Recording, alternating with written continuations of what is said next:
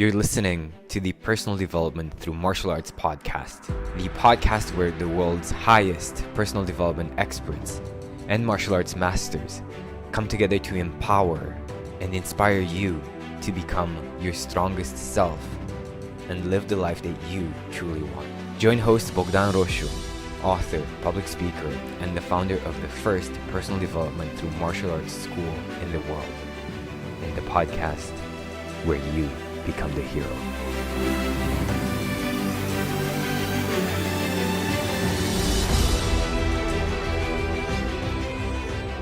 Elaine Pofeldt writes about $1 million one-person businesses for Forbes.com. Formerly, she was a senior editor at Fortune Small Business magazine. Elaine's work has been published in Money, Fortune, Inc., Good Housekeeping, Dr. Oz, and Marie Claire on Medium and CNBC.com, and by the Economist Intelligence Unit. She earned her BA in English at Yale and is a mother of 4. Help me in welcoming Elaine to the show. We're here with Elaine Pofeldt, the author of the $1 Million One-Person Business. Apologies. Elaine, how are you today? I'm very excited to sit down and talk. I'm very well, Bogdan. Nice to be on the show. Great to have you. Very few people probably know that you're also a black belt in Tae Kwon Do. Right? That's true. That's correct. Awesome. So tell us a bit about the book. How did you decide to write the book? What inspired you? Well, I've been a journalist writing about entrepreneurship for many years. And one of the things that I noticed was there was almost no focus on the one-person business. People always want to read about scalable businesses that become the next Silicon Valley darling, but most businesses are not. The vast majority, I know in the US, there are about 28 million small businesses, and more than 2/3 of them are called non-employer businesses. They're one-person businesses. Mm-hmm. When I interviewed them, they were really happy. They seemed like they had great lifestyles and they loved what they were doing. Often the pain point was cash flow. They hadn't completely mastered that, but they had control of their time and their lives and the freedom to do what they loved. So I got very interested in it. And then the specific thing that triggered it was, like a lot of authors, I sometimes get my inspiration at the last minute for what I write. And every month I write 5 blogs for Forbes. And it was the last day or 2 of the month. And I needed a topic for my blog number 5. So I started Googling for inspiration. And I came across these seemingly really dull Census Bureau statistics on the non-employer business. Mm-hmm. I noticed that there were some in these one-person businesses and partnerships breaking $1 million US. They were in the 1 to 2.49 USD range. And I thought that's pretty interesting. You alter the currency conversions in your own currency. Most one-person businesses are not making as much as that. Mm-hmm. So I started slicing and dicing the data, and I looked at the industries that they were in, and I published a post. And people started writing to me and saying, well, we need to know a little bit more about them. What actually are they doing? Mm-hmm. And the Census Bureau won't tell you because they protect people's anonymity when they do those surveys. So I wrote to the readers of Forbes and I said, if you're one of these businesses, please write to me and tell me what you're doing. So a handful of them wrote to me. Now, you have to understand currently there's about 36,000 of these in the US. So it's a needle in a haystack compared to 28 million that are over 1 million. Mm-hmm. Plus, people don't always like to share what their revenue is because their friends are not all business owners who understand that 1 million in revenue does not mean 1 million in income. Mm-hmm. They don't want everybody to think they have to buy drinks for the rest of their lives. So a lot of people don't want to come forward and say they've had this kind of success, but the ones that did in that initial article were very varied. One was a guy named Alan Walton who runs a spy camera shop online. Another was a young woman who in college started a babysitting service with 2,500 babysitters. She's still in business. Actually, both of them are.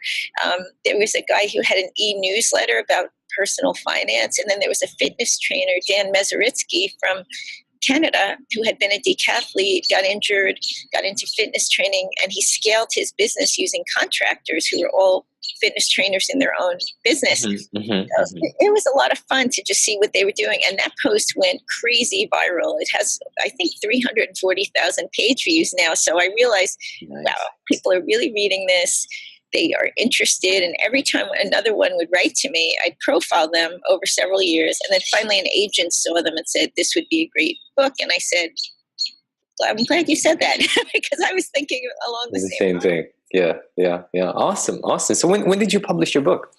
It came out in January. It's published this year, right? Yes. Awesome. So what do you feel makes a $1 million one-person business? How are they different from other types of businesses? Yeah, how does somebody who is listening right now who would love to have that kind of revenue in their business, but to more or less a one-person show, right? What is the mindset that they would need to actually do that?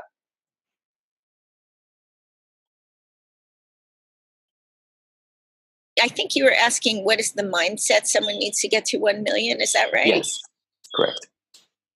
They do think differently from other businesses. I think the majority of one-person businesses are thinking project to project, job to job. How much money do I need to make this month? Or this thing just came into my inbox. I think I'll do it, instead of having a big picture strategy for the business. So I think they are very strategy focused.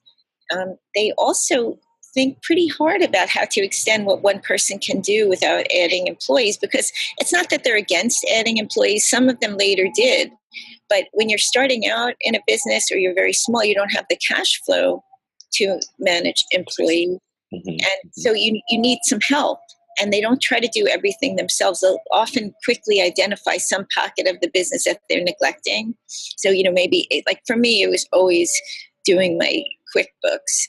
It's just something. I'm a writer. I love writing, editing, interviewing. I don't really love entering things into an accounting software. So I got a bookkeeper to outsource. They do that very quickly as soon as they can afford it.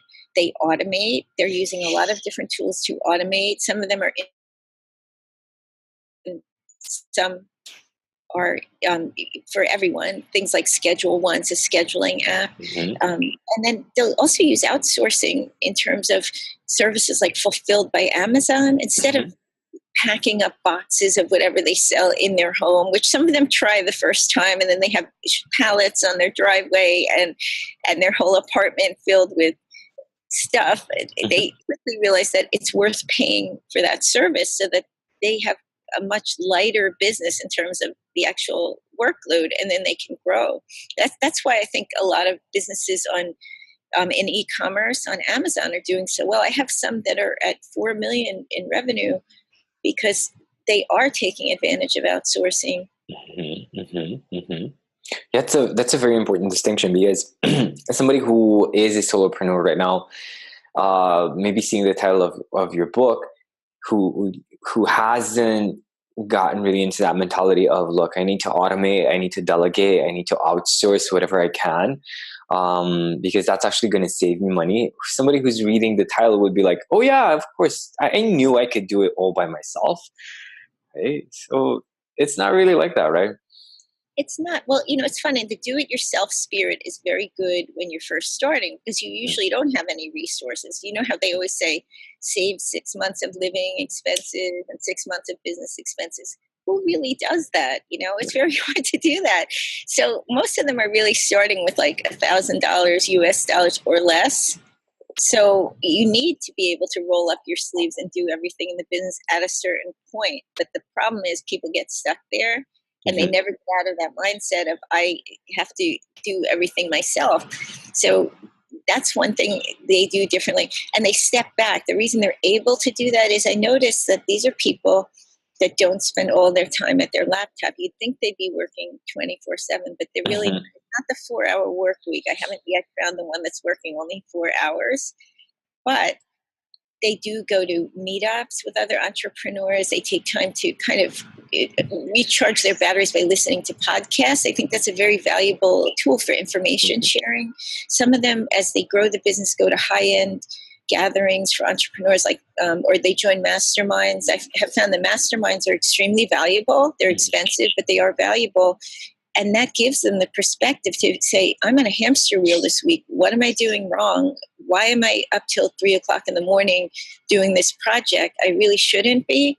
And how can I do it differently? What can I offload? Yeah, I love that. And if we're to create a parallel between martial arts, let's say, like in the beginning, you're using mostly muscle force because you haven't learned the technique, you haven't learned leverage. And then you're just using leverage and it just comes out seamlessly and easily, right? Tell us a bit about your martial arts journey. How did you start training martial arts, and what do you feel was the biggest impact that martial arts had on your professional life? Well, this is a topic I love.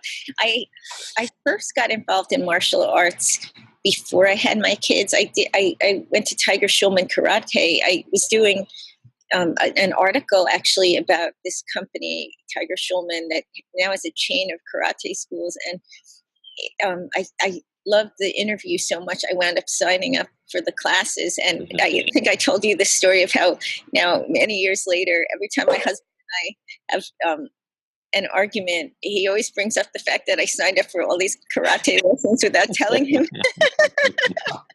But it was an impulse, but it was a good impulse. So then I had 4 children, and I always worked out, but it was hard to go to lessons at night and that sort of thing. My youngest is now 8. And so when we moved to the town that we live in now in New Jersey, one of my older daughters, I have twins who are 14, was signing up for Tae Kwon Do. And I was sitting there watching her and saying, I complain that I don't have any time to go to classes and work out. And there were some parents in this class. Mostly it was fathers and sons, but there was one mom in the class who has 4 sons, and she was taking it. She was around my age. So I thought, well, if she can do it, she's like a 5th degree black belt. Ooh. I may never get to be as good as she is, but I can still do it, I think. So I started doing it, and honestly, I'm a person with no sense of direction. I get lost every time I go out in the car. I need a GPS. So the forms and pivoting and things like that was a little challenging for me. But I got into it. Somehow I got hooked. We have a fantastic master in the class, and there were people, who were very athletic. There were people that were unathletic in the class, and I found that I was able to just keep sticking with it. And this was my youngest son. My son was about 2.5 then. He's now 8. So I've been doing it for a while. And it was a great lesson for me that I could do things that I never thought I could do. I felt really embarrassed doing it, honestly, in the beginning. I just felt like I was so uncoordinated. And just the fact that I could even pass the tests and later even be in a couple of competitions was helpful for me as a business owner, because it made me realize there were other things that I could do that I thought were intimidating that I really couldn't. What was the impact of that, of realizing that, I can do more than I thought, even if it's really challenging, I can still overcome it? What was the impact of that in your professional life? It was really helpful for me in going after bigger jobs or with bigger clients. So one part of my business, I'm a journalist, but I also do ghostwriting. And some of the clients are CEOs of substantial sized companies. And it's, sometimes it is a little intimidating. You're thinking, oh, this guy has $1 billion company. And, it's a little daunting. But I felt like, you just chip away at these goals. You have one phone call with this person and do one ghostwriting session and see how it goes. And if it's just too much, then you don't have to do it. And it helped me build a lot of confidence in going after more than I thought I could in the business. Mm-hmm. Hey, sorry to interrupt the interview. I'll let you get back to it in a moment. Let me just ask you, do you want more financial freedom in your business so that you have time for the important things in your life? Would you like to level up your business and become a black belt in business success? Let me help you.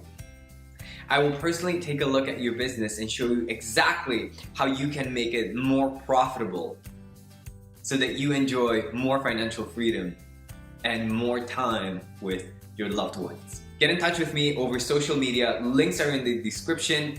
send me a message with the text Business Breakthrough, and we will schedule an appointment, and you will get a free coaching session where I teach you exactly how to make your business more profitable without putting in more hours. And this is going to be only for the first 5 people who get in touch with me this week. So check the description, get in touch with me on social media, send me a message with the text Business Breakthrough, and let me help you take your business to the next level. Yes, absolutely. And I see that as well in my students who are talking about it. Most of them get promoted or start their own businesses or create like the relationship that they always wanted with their partners, and just that boost of confidence. I think it ultimately leads to more professional success and to a more fulfilling life. So you're training right now. Your daughter started training martial arts. Anybody else training martial arts in your family? All the females are. It's funny. I think my son might think it's a girl's activity because I do it. My middle daughter is 12. He does it, and then my other daughter, they're identical twins. So we separated them. She actually goes to Tiger Schulman, and she does MMA, so it's full contact, which is padded. But even though I'm a martial artist, I'm her mother too. So when I watch her, it's very rough for me to watch. It's the adrenaline of hoping she does not get hurt is tough sometimes, but she loves it. She's addicted. She goes almost every day, and she competes a lot. And I think it's awesome. I mean, you never want your children to get in a physical fight. I mean, that's one thing martial artists we learn. It's better to not fight. But it's good to know that they have the confidence and the discipline to show up for this. And definitely, they learn the sticking with things. And there's also a building process with martial arts where you learn one thing and then it feeds into the next form or the next technique that you're learning. And I think that's important to understand the building process with skills in yourself. So when you do it independently, you can apply it. Definitely. You know what? This actually reminds me of a story of when I had my mom. The first time that my mom ever saw me compete, back when I was doing karate, right? So my mom came to see me at this tournament, and the guy was like, "Look, wear a protection, like a groin protection, right? And put it over it because you don't know what's gonna happen." And I was like, "Yeah, I don't wear this stuff. It's like I never worn." Something to protect my groin. What are you talking about? I said, no, thanks. So we started the kumite, the fight. His first kick straight to my groin. Oh my goodness! My mom was watching, like, oh, what happened? Then I went straight to get the groin protection, and then I continued the fight. But that was so funny. I can't even imagine. You mentioning this, I never even thought of what my mom went through watching me fight. Yeah, definitely. Not easy. It's weird because you can't separate it. There's some part of you that's a mother that transcends the martial arts. In fact, my daughter, we always record the fights, and every time we record it, she's like, and I'm a very quiet person by nature, but she says, "Mom, I can't hear anyone else cheering in the background." But I don't know. It's like you're not really. I don't really care if she wins or loses. It's just I just want her to do well so she does not get hurt. With different motivation, just to protect herself because the girls are good. A lot of them she's been doing it since she was 3 years old, so they're 14 years old. They're full grown women in size, and they're really good. Mm-hmm. So it's pretty cool to watch, and I think it's something with the girls that they're going to call upon the whole rest of their lives. Mm-hmm. And I hope we have the Me Too movement and stuff like that in the U.S., and I hope they never have to use it for that reason. Mm-hmm. I'm glad to know they have it in case they ever do, but it's more for the confidence, I think, and expanding your mind and your capacity of what you think you're capable of doing. I think that's invaluable. I'm trying to get my son into it now. I'm hoping that he can actually go to a class and see there are boys in the class too. Definitely. While wearing the gear and everything. You mentioned that most small business owners have a challenge with cash flow. Do you talk about what would be your suggestions in terms of managing cash flow and understanding cash flow? Well, your personal cash flow is intertwined with your business cash flow when you're a very small business. So the foundation, it's kind of like the foundation in your training in martial arts. You got to get your personal finances in order somewhat. It doesn't have to be perfect, but you do have to make sure that you have some savings, because if you're accustomed to getting a paycheck every 2 weeks and it's not coming anymore, and your customers are paying you in 30, 60, 90 days, if they're not paying you in advance. Usually in a startup, one person business, they wouldn't be. Maybe later on you change the way you get paid. But generally in the beginning, you're proving yourself and you sort of take whatever terms the customer offers. So you need to save a lot more than you normally do.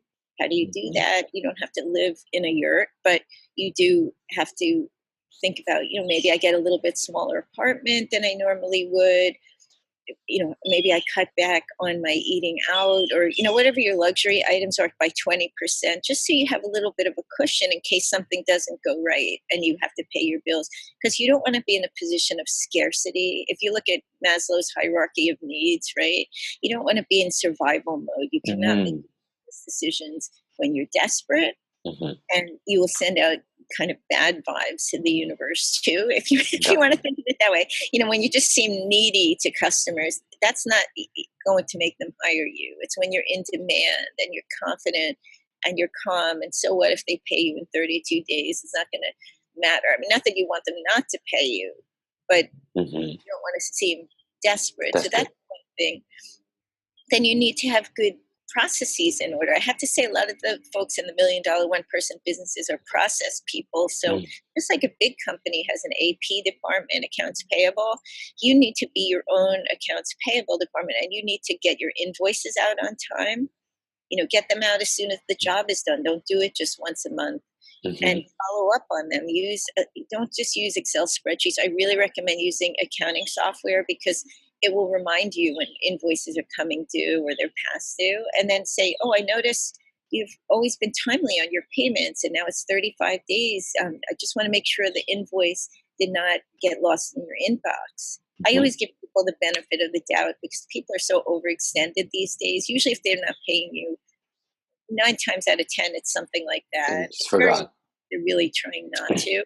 And just those things alone will really make a difference.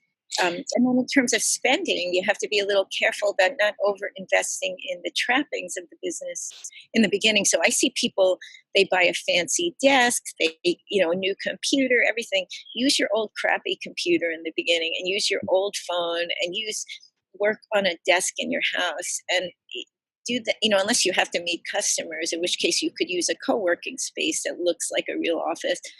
But keep your costs down, because the less money going out, the more you can invest in important things like marketing. Marketing is very important.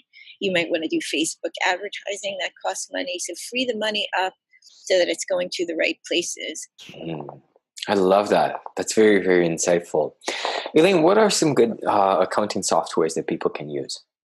Well, they may vary around the world, but the ones that are big in this country are QuickBooks is the biggest one. That's a little complicated. That's the one that I use. It requires a little bit of training. The one that's easiest, I think, is FreshBooks. And so I use that for many years in my business. Now, it doesn't have one function that I need right now, so I'm hoping they add it. Because it was designed for creative professionals who aren't with the number, so it's perfect for someone like me. And then there's Xero, which is growing as well. So all of these can really be used easily. I love it. Great. Elaine, where can people find your book? They can go to the $1,000,000onepersonbusiness.com. It's all spelled out in words, not numbers. Or they could go to ElainePofeldt.com. I won't spell that name out. I'm sure it's in the show notes. It's a mouthful. And I encourage them to write to me on LinkedIn or Twitter. I hear from a lot of business owners. And as a journalist, I like to know what they're thinking about so that I can write stories that are helpful to them and relevant. So I really welcome the listeners of the podcast to write to me. That's amazing. Guys, absolutely go ahead and connect with Elaine after the show. And Elaine, what would be one question that you have for everybody who tuned in?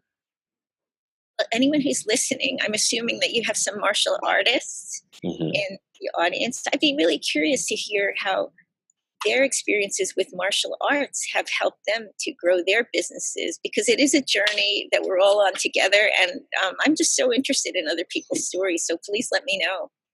I love that. I love that. Guys, go ahead and let us know in the comment section. And thank you so much, Elaine, for your time and your insights. Oh, thank you, Bogdan. It's been nice getting to know you. Thank you. Likewise.